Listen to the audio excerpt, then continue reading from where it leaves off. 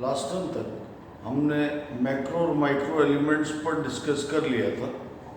आज हम कुछ छोटे छोटे टॉपिक्स जो मिनरल एलिमेंट्स से रिलेटेड हैं उनको और डिस्कस करते हैं।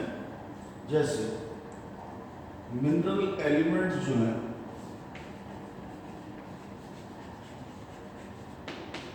वो क्या फंक्शंस परफॉर्म करेंगे।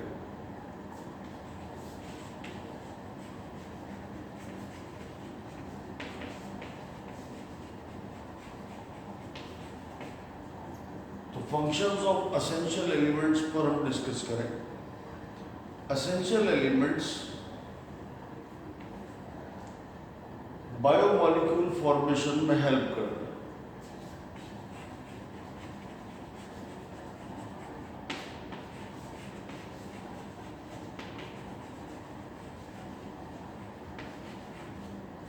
अंडरस्टूड है, जब बायोमॉलिक्यूल्स बनेंगे तो प्रोटोप्लाज्म का फॉर्मेशन होगा। इसलिए एक शब्द दिया गया, एक अलग से शब्द दिया गया प्रोटोप्लाज्मिक एलिमेंट्स। जैसे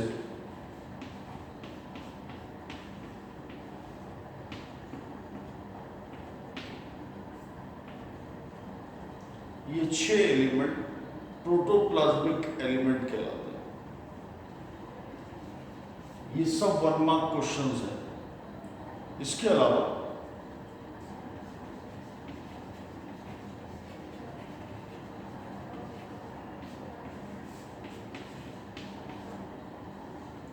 मेंटेनेंस ऑफ ऑस्मोटिक प्रेशर, ये काम पोटेशियम और क्लोराइड आयंस कॉमनली एक सेल में परफॉर्म करते हैं। इनमें से पर्टिकुलरली जो पोटेशियम है इसे common most free ion of cell कहा जाता है। Common most free ion of cell, यानी किसी भी तरह का मूवमेंट हो, जनरली उन मूवमेंट्स में और एक्सचेंजेस में ये एलिमेंट इन्वॉल्व होता है ज़्यादातर बार, द पोटेशियम। इसलिए कहा जाता है the common most free ion of the cell. और इसी वजह से ऑस्मोटिक प्रेशर नीचे या ऊपर होता है, क्योंकि कहीं इसका कॉन्सेंट्रेशन ज़्यादा होगा ओपी बढ़ेगा, ये कम हो जाएगा ओपी घट जाएगा। ये सेकंड फंक्शन होगा।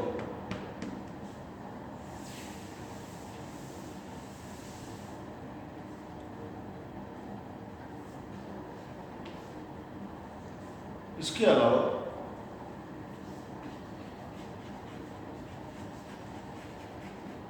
फॉर्मेशन ऑफ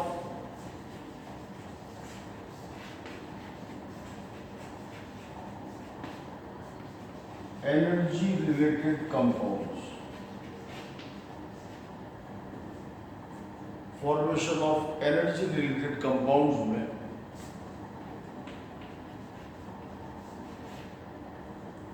दो मुख्य हैं, एक फास्फोरस और एक मैग्नीशियम। फास्फोरस क्योंकि जितना भी एटीपी का फॉर्मेशन है, एएमपी है, एडीपी है, जीटीपी है, जीडीपी है, यानी जहाँ एनर्जी करेंसी की फॉर्म में मूव करती है वहाँ पर फास्फोरस डायरेक्टली इन्वॉल्व है। किसी मॉलिक्यूल को एनर्जाइज करना है तो उस पर फॉस्फेट एडिशन होता है, किसी को डी एनर्जाइज करना है तो डीफॉस्फोराइलेशन, विफॉस्फोरिलीकरण उस अणु का होगा। मैग्नीशियम जो है वो क्लोरोफिल स्ट्रक्चर का पार्ट तो है ही है, इसके अलावा ग्लाइकोलाइसिस जैसी कई पूरी प्रक्रियाओं में ये कहीं ना कहीं इन्वॉल्व होता है। रेस्पिरेशन के चैप्टर में हम इस पर बात करेंगे।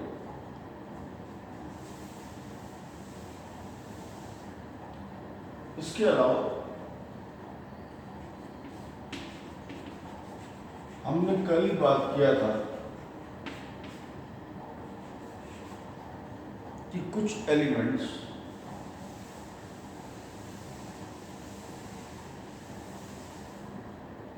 एंजाइम्स का एक्टिवेशन करते हैं।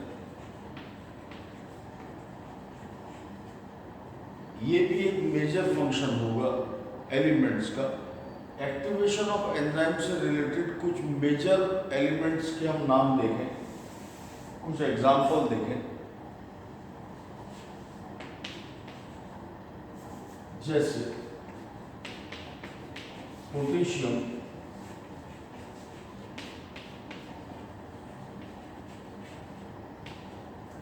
पायरुवेट काइनेज नाम के एंजाइम का एक्टिवेटर है।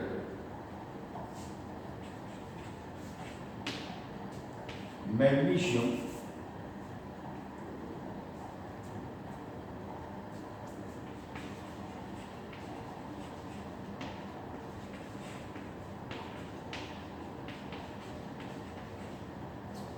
रुबिस्को और पेप्को का एक्टिवेटर है। ये एंजाइम्स हम फोटोसिंथेसिस के प्रोसेस में पढ़ेंगे। इसके अलावा जितने भी तरह के डिहाइड्रोजिनेजेस हैं, जैसे एल्कोहल डिहाइड्रोजिनेज, लैक्टेट डिहाइड्रोजिनेज, या जो डीकार्बोक्सिलेज हैं, डीकार्बोक्सिलीकरण के जितने एंजाइम हैं, उनके एक्टिवेटर के तौर पर जिंक काम करता है। मॉलिब्डेनम,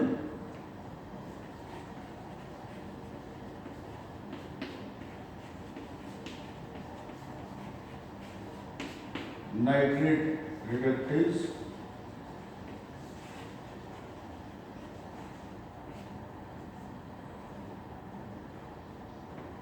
और नाइट्रोजिनेज एंजाइम्स का एक्टिवेटर है। इसी तरह आयरन,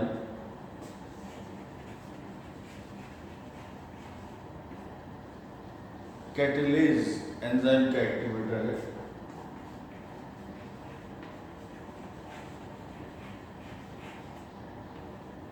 आगे जाकर हम परऑक्सीडेज एंजाइम्स पढ़ेंगे। ये परऑक्सीडेज एंजाइमों का भी एक्टिवेटर का कार्य करता है। ये कुछ प्रमुख एक्टिवेटर्स हैं। इसके अलावा कॉपर,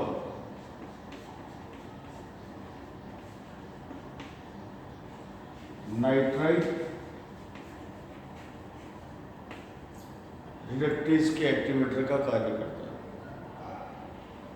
ये हमने चौथा फंक्शन जो हमारा था एंजाइम एक्टिवेशन फंक्शन, उसके कुछ एग्जाम्पल लिए हैं और हमें ये इंडिविजुअली एग्जाम्पल याद रखनी चाहिए।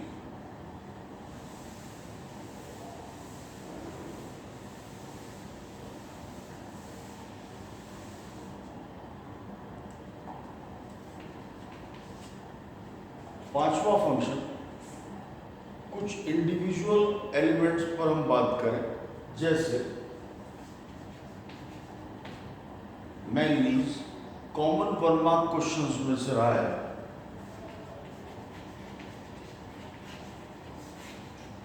ये फोटोलिसिस ऑफ वाटर के लिए जल का जो प्रकाश अपघटन होगा उस प्रोसेस में डायरेक्टली इन्वॉल्व होता है मैंगनीज फोटोसिंथेसिस के प्रोसेस में। हालांकि मैंगनीज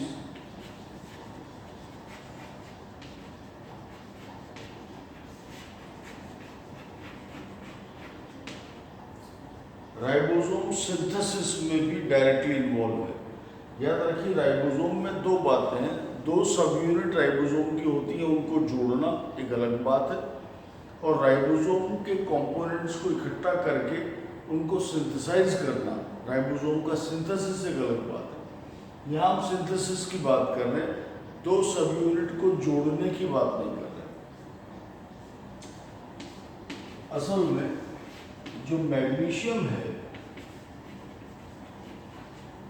वो राइबोसोम की सब यूनिट्स को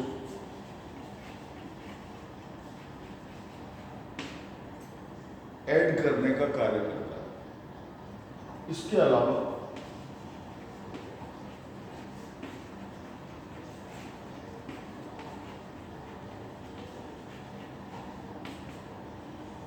क्लोरोफिल स्ट्रक्चर में वो एक मेजर रोल प्ले करेगा।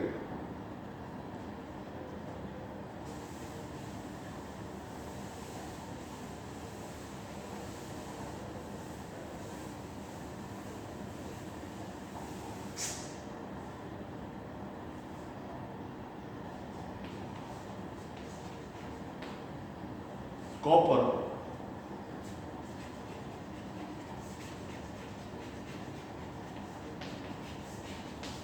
कंपोनेंट है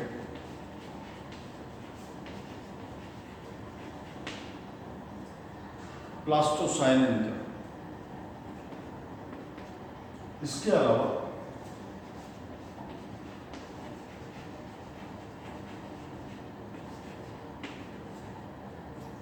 रेस्पिरेशन में हम पढ़ेंगे कि साइटोक्रोम A3 के कॉम्पोजिशन में भी कॉपर इन्वॉल्व होता है। हालांकि आगे जाकर हम पढ़ेंगे कि cytochromes iron containing conjugated protein है, लेकिन इस केस में साइटोक्रोम A3 के केस में यही कंपोनेंट का काम भी कर रहा है। इसके अलावा कॉपर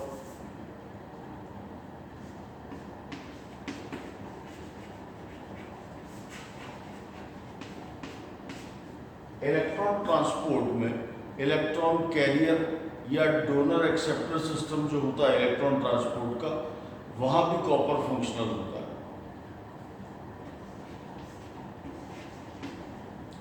क्लोराइड आयंस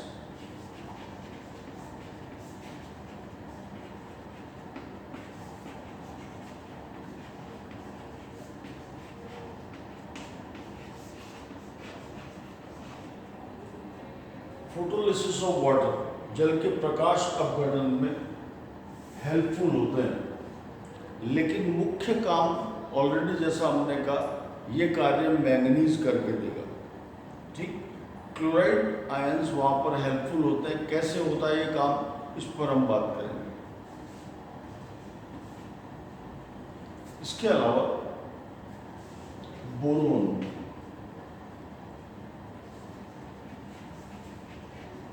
ऑलरेडी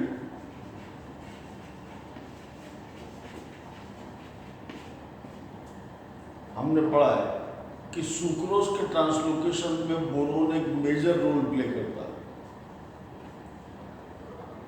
इसके अतिरिक्त बोरोन